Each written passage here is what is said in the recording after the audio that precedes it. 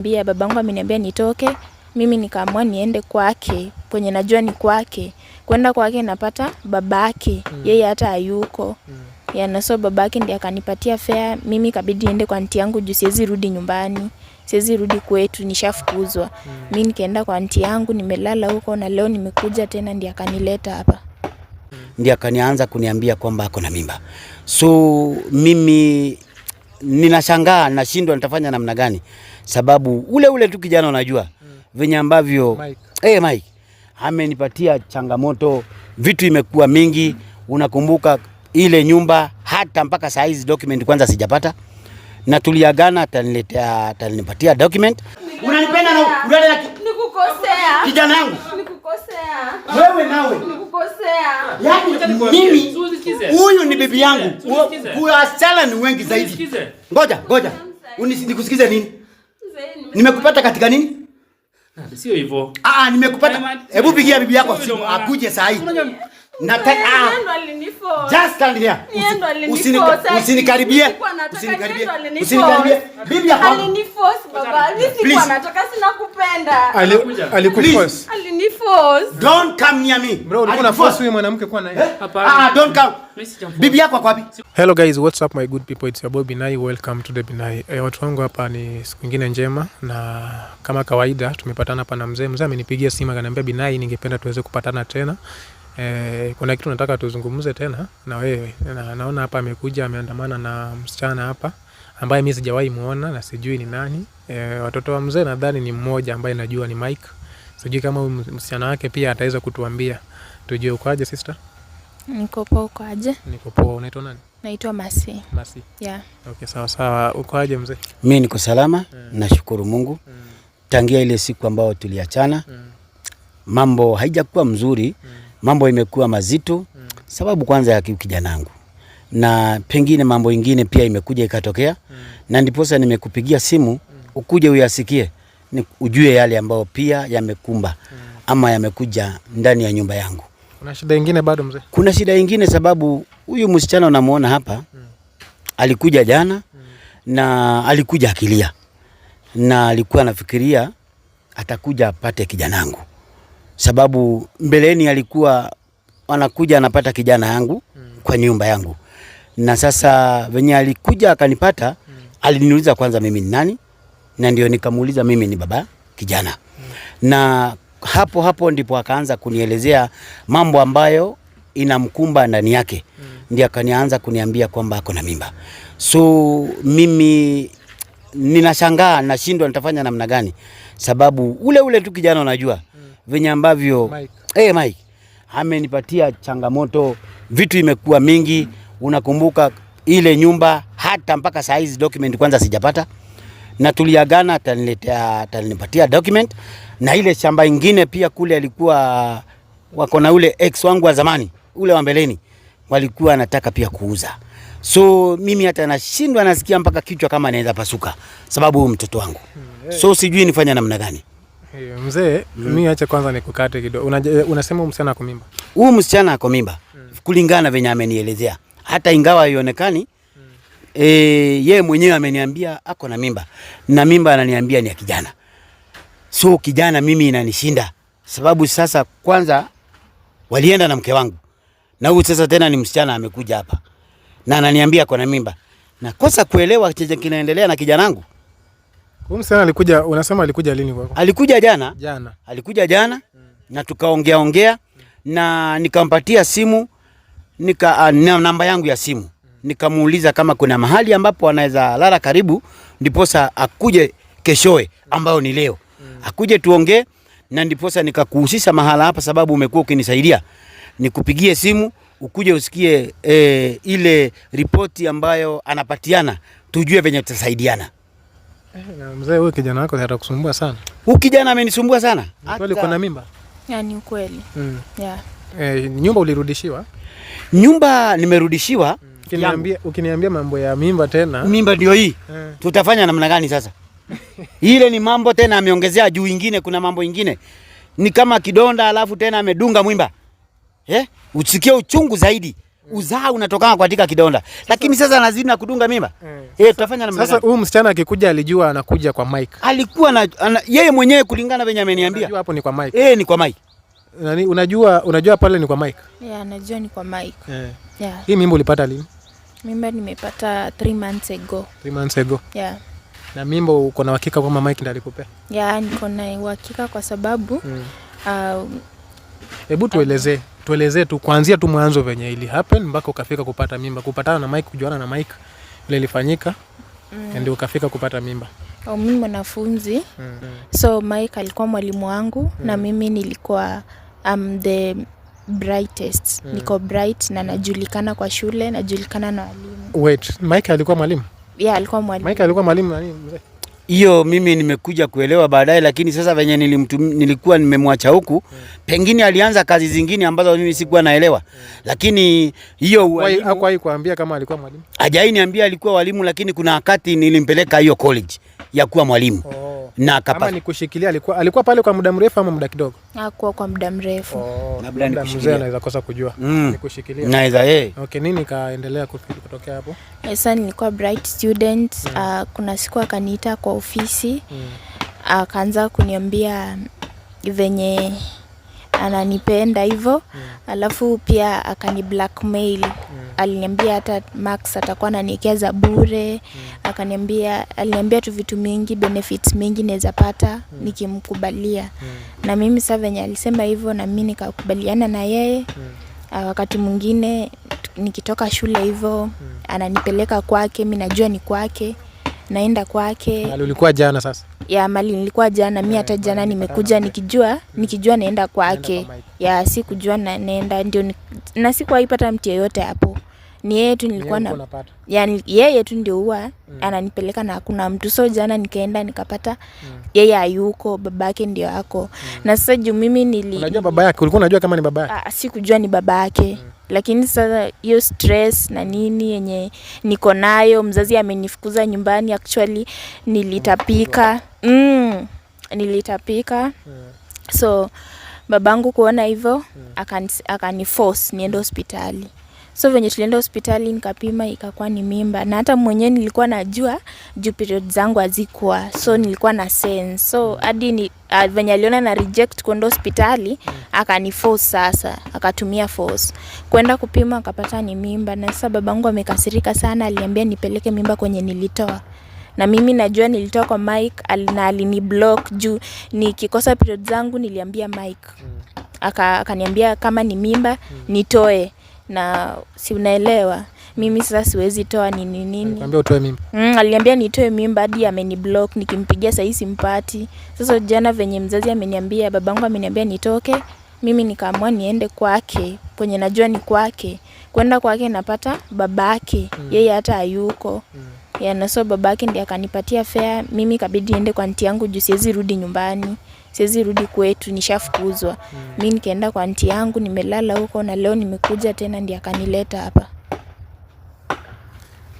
Pole sana kwa hiyo. So unasema na mimi Mike alikublock?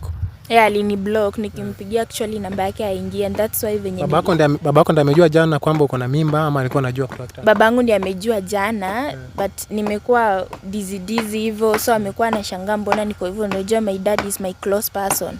So amekuwa anashangaa mbona niko ina behave hivi. So jana nikiwa na yeye nika puke. So after nimepuke ndio akaniforce niende hospitali.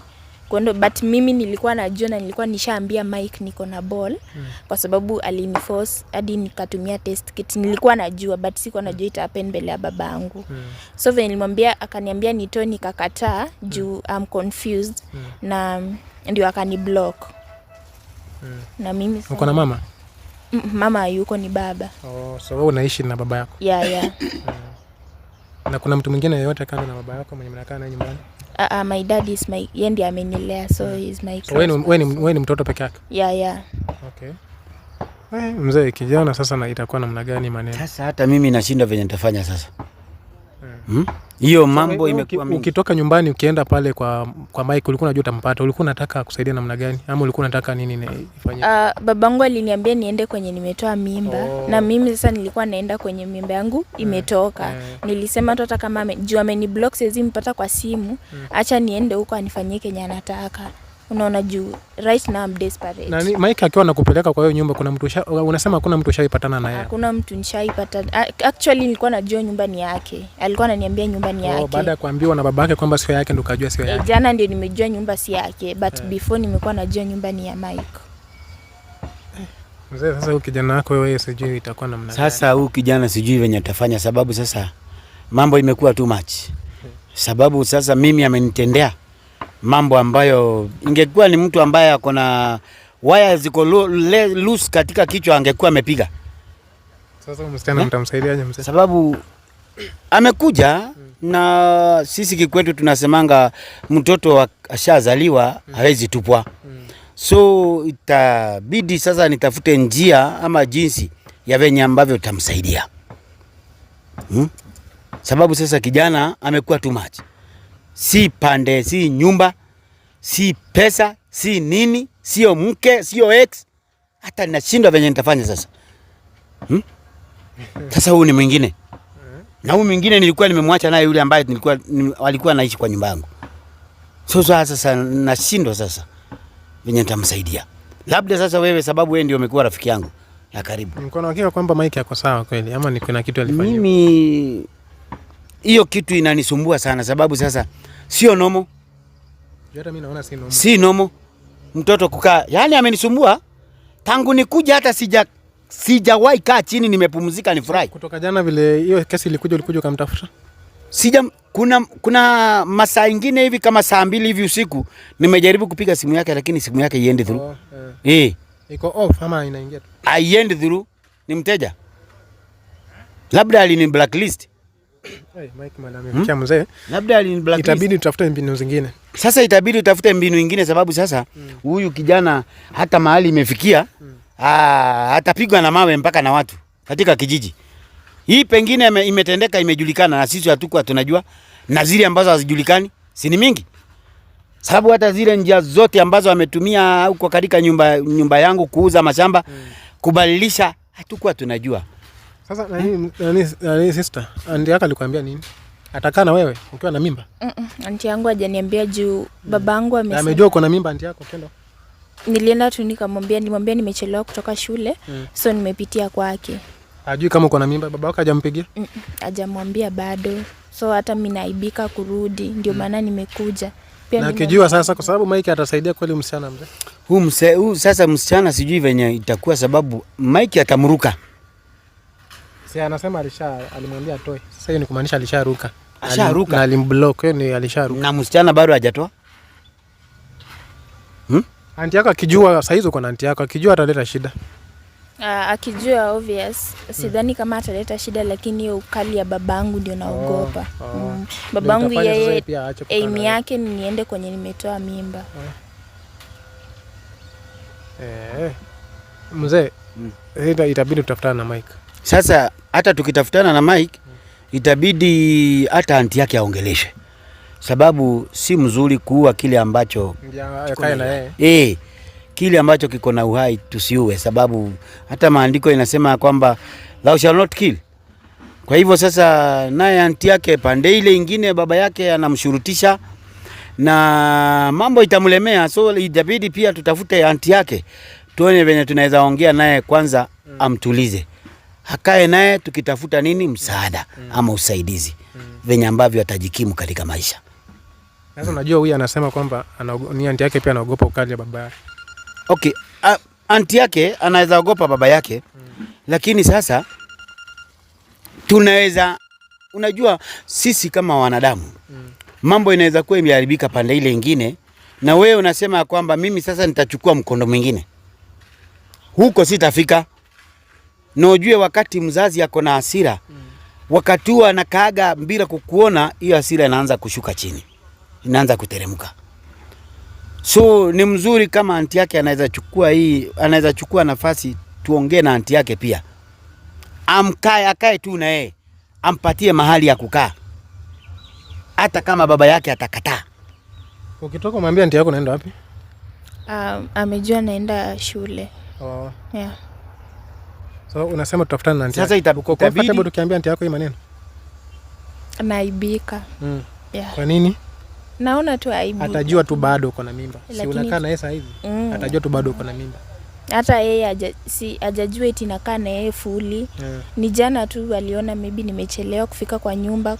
Kwetu ni mbali kidogo, kwake ni karibu. So alijua nimeenda kukaa kwake juu babangu hajamwambia bado. So bado naibika, hata mimi naogopa. Lakini kama nikujua pia anaweza jua.